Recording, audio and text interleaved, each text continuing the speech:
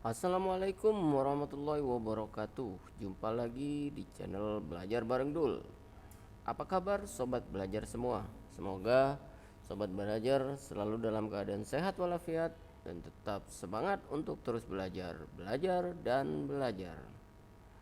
Oke, kali ini Bang Dul akan kembali melanjutkan tutorial seputar pemanfaatan Google Site untuk membuat sebuah website, baik website pembelajaran atau LMS, atau juga bisa digunakan untuk membuat website bisnis ataupun website company atau kantor yang teman-teman butuhkan.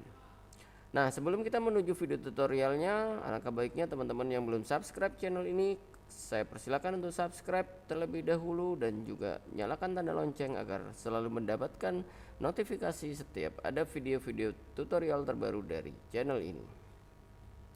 Jangan lupa juga tekan tombol like, kemudian share video-video yang teman-teman rasa bermanfaat. Tinggalkan juga komen positif atau bisa juga tinggalkan komen request tutorial-tutorial tertentu. Akan segera kami balas dengan video tutorial yang teman-teman request. Oke, langsung saja kita menuju video tutorialnya. Kali ini seperti yang saya janjikan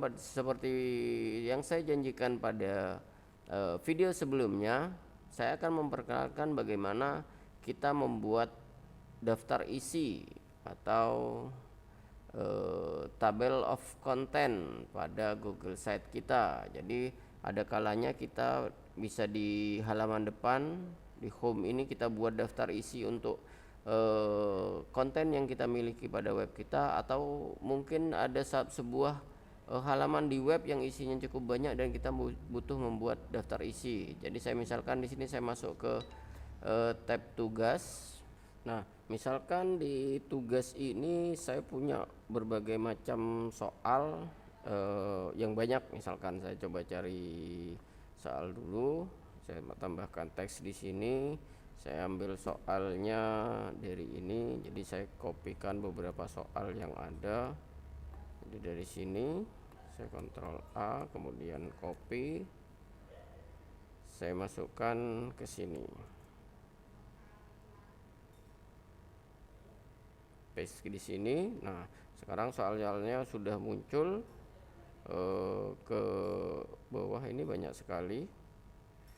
Jadi caranya adalah dengan cara teman-teman hanya mengganti jenis teksnya. Jadi sebelum menambahkan daftar isi, yang perlu pertama dilakukan adalah kita lakukan, kalau di Microsoft Word itu namanya heading. Jadi ini misalkan soal PAI pilihan ganda, saya beri ini sebagai judul karena ini bahasa Inggris, judulnya title.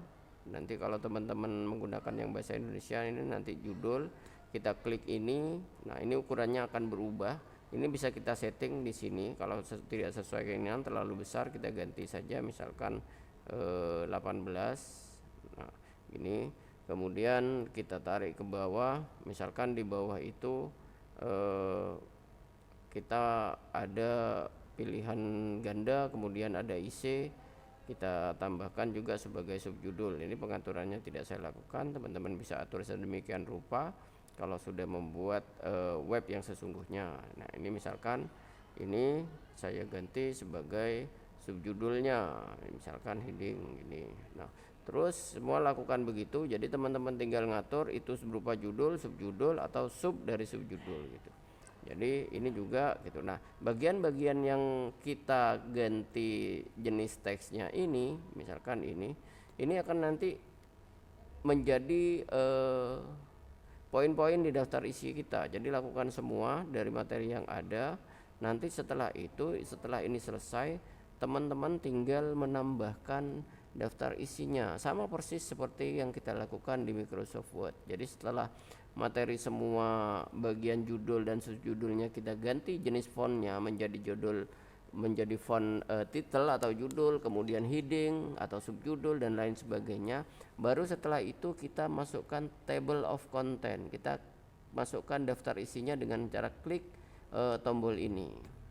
Nah, Setelah kita klik, jadi semua yang sudah kita tandai tadi dengan jenis judul atau subjudul akan langsung muncul di sini. Nah, ini begitu diklik nanti akan langsung mengarah ke posisi teks yang sebenarnya di bawah. Jadi ini nanti secara otomatis kalau sudah masuk ke sini, teman-teman nanti akan bisa langsung klik ini kalau kita sudah melakukan proses publikasi. Jadi kalau hanya preview ini tidak bisa dilakukan. Jadi ini kita publikasi. Jadi kita coba publikasi di sini dulu, publish. Nah, setelah publish, ini alamat web yang bisa kita gunakan. Jadi penamaan publish site kita ini kita bisa tambahkan bagian item yang di belakang ini. Kalau teman-teman nanti ingin menggunakan nama domain tersendiri, teman-teman bisa simak di penjelasan video yang lain tentang penamaan itu. Nah, sementara kita gunakan BBD kemudian publish. Nah, setelah kita lakukan publish dari web ini, maka kita bisa coba cara klik ini, review view publish site. Kita bisa klik di sini untuk melihat hasilnya, hasil dari website kita. Nah, ini akan terbuka. Jadi tugas tadi sudah terbuka, kita tinggal klik ini, misalkan isian singkat. Nah, ini langsung menuju ke halaman bawah yang isinya soal isian singkat gitu. Nah, itu adalah fungsi dari daftar isi. Nah, di sini teman-teman bisa lihat, kita kembali ke tombol home. Jadi kurang lebih yang kita miliki, website yang kita miliki akan seperti ini tampilannya setelah dipublish. Nah, jadi kurang lebih seperti itu untuk pembuatan daftar isi atau tabel konten pada website kita dengan memanfaatkan Google Site. Jadi kurang lebih sama, hampir sama persis dengan cara membuat daftar isi otomatis atau tabel of content di Microsoft Word yang sudah pernah saya jelaskan di tutorial tentang Microsoft Word.